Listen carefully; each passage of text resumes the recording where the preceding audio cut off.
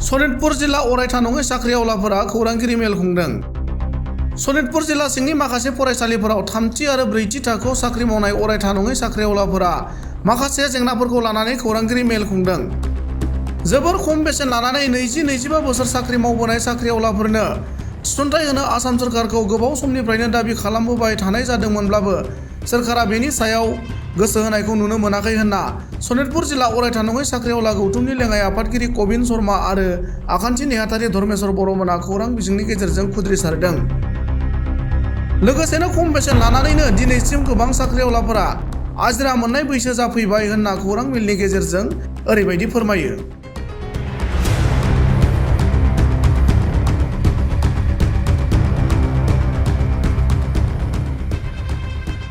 আমি শোণিতপুৰ জিলাৰ অস্থায়ী কৰ্মৰত কৰ্মচাৰী পৰিষদ বুলি আমি বিশ্বনাথ চাৰিআলি চতিয়াৰ পৰা আদি কৰি বৰচলালৈকে বহুকেইখন বিদ্যালয়ত অস্থায়ীভাৱে কৰ্মৰত হৈ থকা আমি প্ৰতিজন কৰ্মচাৰী হওঁ। আমি প্ৰতিজনেই 10-15-20 বছৰ ধৰি বিদ্যালয়সমূহত নিষ্ঠা আৰু সততাৰে লগতে বিদ্যালয়ে বান্ধি দিয়া নিৰ্ধাৰিত নীতি নিয়ম মানি আমি নিষ্ঠা আৰু সততাৰে বিদ্যালয়ত নিজকে আত্মনিয়োগ কৰি আহিছোঁ।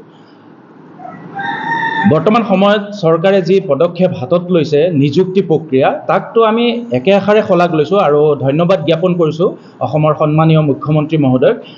যিহেতু ইয়াত বহুতে মেধাৱী ভিত্তিত চাকৰি পাইছে, বহুত দুখীয়া ঘৰৰ ল'ৰা ছোৱালীয়েও চাকৰি পাইছে, গতিকে আমি পুনৰবাৰ তেওঁক ধন্যবাদ জনাইছোঁ। কিন্তু কথা হ'ল আমিও বহু বছৰ ধৰি বিদ্যালয়ত নিজকে আত্মনিয়োগ কৰি আছোঁ একদম নিষ্ঠা আৰু সততাৰে প্ৰতিজনে, কিন্তু আজিলৈকে আমাৰ স্থায়ীকৰণৰ ক্ষেত্ৰত কোনো ধৰণৰ তেনেকুৱা ব্যৱস্থা গ্ৰহণ কৰা নাই। এই ক্ষেত্ৰত আমি স্থানীয় বিধায়ক মহোদয়ক লগতে সন্মানীয় মন্ত্ৰীসকলক আমি বিভিন্ন সময়ত লগ কৰি আহিছোঁ। লগ কৰি আমাৰ অভাৱ অভিযোগবোৰ আমি অৱগত কৰি আহিছোঁ, কিন্তু তেওঁলোকে হ'ব বুলি আমাক আশ্বাস দিয়ে, আমি চেষ্টা কৰিম বুলি আশ্বাস দিয়ে, কিন্তু তেনেকুৱা কোনো ধৰণৰ পদক্ষেপ লোৱা নাই। শেহতীয়াভাৱে আমি কেইবাবাৰো আমাৰ অসমৰ সন্মানীয় মুখ্যমন্ত্ৰী হিমন্ত বিশ্ব শৰ্মা ডাঙৰীয়াক আমি লগ কৰিবলৈ চেষ্টা কৰিছিলোঁ। পৰৱৰ্তী সময়ত আমি তেখেতক লগ পাবলৈ সক্ষম হ'লোঁ। লগ পোৱাৰ পিছত আমি আমাৰ অভাৱ অভিযোগসমূহ তেখেতৰ আগত অৱগত কৰিলোঁ। তেখেতে আমাক খুব সুন্দৰভাৱে এটা আশ্বাস দিছিলে যে তহঁতক স্কুলৰ পৰা উলিয়াই দিছে নেকি? আমি ক'লোঁ নাই দিয়া। মেনেজিং কমিটিৰ সভাপতিয়ে তহঁতক স্কুলৰ পৰা উলিয়াই দিছে নেকি? আমি কৈছোঁ নাই দিয়া। অধ্যক্ষ বা প্ৰধান শিক্ষকে স্কুলৰ পৰা উলিয়াই দিছে নেকি? আমি ক'লোঁ নাই দিয়া। তেখেতে চিন্তা কৰি পেলাই ক'লে যে তহঁতে স্কুলৰ পৰা ওলাই যাব নালাগে। আমি কথাখিনি এই বিষয়টো আমাৰ সন্মানীয় শিক্ষামন্ত্ৰীৰ লগত কথাটো আলোচনা কৰি তহঁতৰ কাৰণে কিবা এটা কৰিম যা। ব্যক্তিগতভাৱে মই যদি ক'ব খোজোঁ, মই 500 টকাৰ পৰা বিদ্যালয়ত কাম কৰিছোঁ। এতিয়া মই ক'বলৈও লাজ লাগে 2500 টকাও সম্পূৰ্ণকৈ নাপাওঁ। 2500 টকাও সম্পূৰ্ণকৈ নাপাওঁ। তেনেকুৱা বহুত আছে।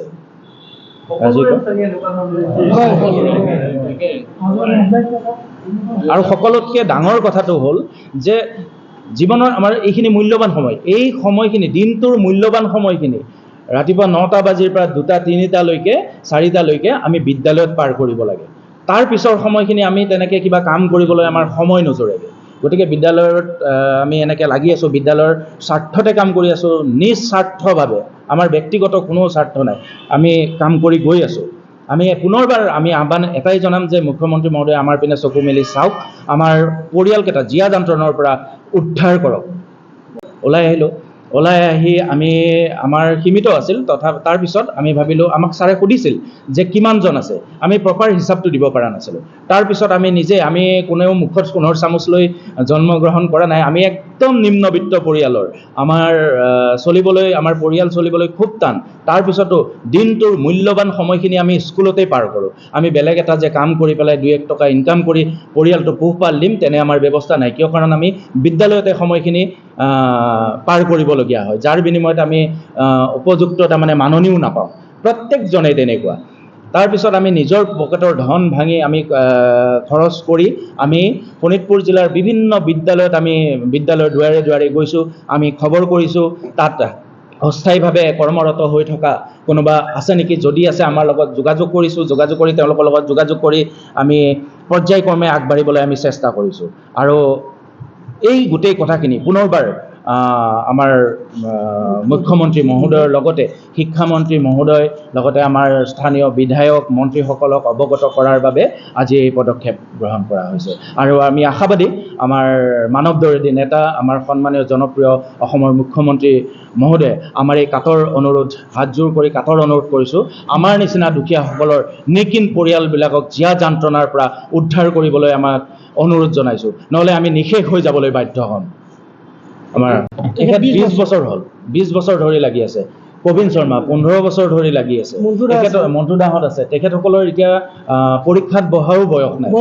গতিকে আমাৰ এতিয়া অনুৰোধ আৰু ভৰিত ধৰাৰ বাহিৰে আমাৰ উপায় একোৱেই নাই প্ৰত্যেকজনৰে। আমাক কিবা এটা নহয় কিবা এটা উপায় কৰক। মানে ৰাতিও মানে চকীদাৰ নাইট চকীদাৰ থাকিব লাগে, দিনতো কৰিব লাগে। এতিয়া মোৰ ব্যক্তিগত কথাই মই ৰাতিপুৱা 7 বজাৰ পৰা 5 বজালৈকে থাকিব লাগে। 5 বজাৰ পৰা আকৌ খাই বৈ ৰাতি 9টা বা 8টা বজাত স্কুল আহি আকৌ পুৱা ভাগলৈকে মই বিদ্যালয়ত কৰ্মত ব্যস্ত হৈ থাকিব লাগে। গতিকে মই ব্যক্তিগতভাৱে মই কি কৰিম? আজি 8টা বছৰ মই স্কুলখনত শ্ৰমদান দি পাৰ কৰি আহিছোঁ। আৰু চৰকাৰক মই কাতৰ অনুৰোধ জনাইছোঁ যে তেওঁ আজি 1 লাখ নিযুক্তি দিছে। 1 লাখ নিযুক্তি ভাল কথা, আমি ভাল পাইছোঁ। তেওঁ আমাকো চকু মেলি চাওক, আমাৰ ফালে এবাৰ ভাবক, আমাৰ কথাই ভাবক। আমি কেনেকৈ চলিম? আমাৰ পৰিয়াল কেনেকৈ চলিব? আমাৰতো মা দেউতা আছে, আমাৰতো ভাই ভনী আছে, আমাৰতো ঘৰত পৰিয়াল আছে। গতিকে আজি সংবাদ মেলৰ যোগেদি মই শ্ৰদ্ধাৰ হিমন্ত বিশ্ব শৰ্মা ডাঙৰীয়াদেৱক অনুৰোধ জনাওঁ, তেখেতে যাতে আমাৰ কথা এবাৰ ভাবক। তেওঁ 1 লাখ কি, তেওঁ 10 লাখ দিয়ক নিযুক্তি, আমাৰ ক'বলগীয়া নাই, কিন্তু আমাৰ কথাও এবাৰ ভাবক। তেখেতক মই অনুৰোধ জনাইছোঁ আজি সংবাদ মেলৰ যোগেদি, যাতে আমাৰ পেটত যাতে তেখেতে লাট নামাৰে, তাকে অনুৰোধ জনাইছোঁ। দুখ লাগিছে ক'বলৈ, এইকাৰণে দুখ লাগিছে যে বছৰ দিন আমাৰ পাৰ হৈ গৈ আছে। আমি আশাত বন্দী হৈ আছোঁ যে আমাক চৰকাৰখনে কিবা এটা উপায় কৰি দিব। কিন্তু চাইছোঁ যে চৰকাৰখনে এতিয়ালৈকে আমাক কোনো ধৰণৰ উপায় কৰি দিয়া নাই। কিন্তু আজি চৰকাৰখনে বহুত ভাল কাম কৰি আহিছে, বহুত দুখীয়া ল'ৰা ছোৱালী নিযুক্তি দিছে, ভাল কথা। কিন্তু তাৰ মেধাভিত্তিত, কিন্তু ভাল কথা। কিন্তু আমাৰ কথাও এবাৰ ভাবক, আমাৰ কথাও এবাৰ চিন্তা কৰক। সেয়ে মই আপোনালোকৰ যোগেদি মাননীয় মুখ্যমন্ত্ৰী মহোদয়ক মই অনুৰোধ জনাওঁ, তেখেতক কাতৰে অনুৰোধ জনাইছোঁ যাতে এবাৰ আমাৰ কথা চিন্তা কৰক, আমাৰ কথা এবাৰ ভাবক তেখেতে। নহ'লে আমি নিগমে মৰাৰ বাদে বেলেগ উপায় আমাৰ একো নাই। কাৰণ আমি 5টা বছৰ, 20টা বছৰ, 8টা বছৰ, 10টা বছৰ পাৰ কৰি দিয়াৰ পাছত আমাৰ বেলেগ বিকল্প কাম কৰিবলৈ আমাৰ একো ৰাস্তা নাই। বয়সো নোহোৱা হৈছে। এতিয়া আমি প্ৰায়কেইখন স্কুলত ঘূৰিছোঁ, আমি যোগাযোগ কৰিছোঁ, তেওঁলোক আহিব পৰা নাই। এজন ব্যক্তি আছে 91ত, তেখেতে মোৰ জন্ম তাৰিখৰ সময়ত তেখেতে জইন কৰিছিল। এতিয়ালৈকে তেওঁ একো হোৱা নাই। তেখেতে মোৰ গাত ধৰি কান্দিছে, দুখৰ বিষয়। মোৰ দেউতাতকৈ বয়স হ'ব, মোৰ গাত ধৰি কান্দিছে, আমাৰ কুলেনৰ গাত ধৰি কান্দিছে। গতিকে বেয়া লাগিছে, ময়ো কান্দিছোঁ। চৰকাৰে আমাৰ কথা এবাৰ ভাবক। সন্মানীয় আমাৰ গাতে লাগি থকা মন্ত্ৰী অশোক সিংঘল ডাঙৰীয়াদেৱক তেখেতক কেইবাবাৰো কথাটো অৱগত কৰিছোঁ।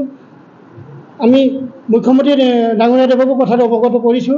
তেখেতে আমাক আশ্বাস দিছে, আৰু এই আশ্বাসতে আমি বিশ্বাস কৰিলে চলি ফুৰিছোঁ যে তেখেতে আমাক কিবা এটা উপায় কৰি দিব। গতিকে দিয়ক, অনুৰোধ জনাইছোঁ আপোনালোকৰ এই সংবাদ মেলৰ যোগেদি অনুৰোধ জনাইছোঁ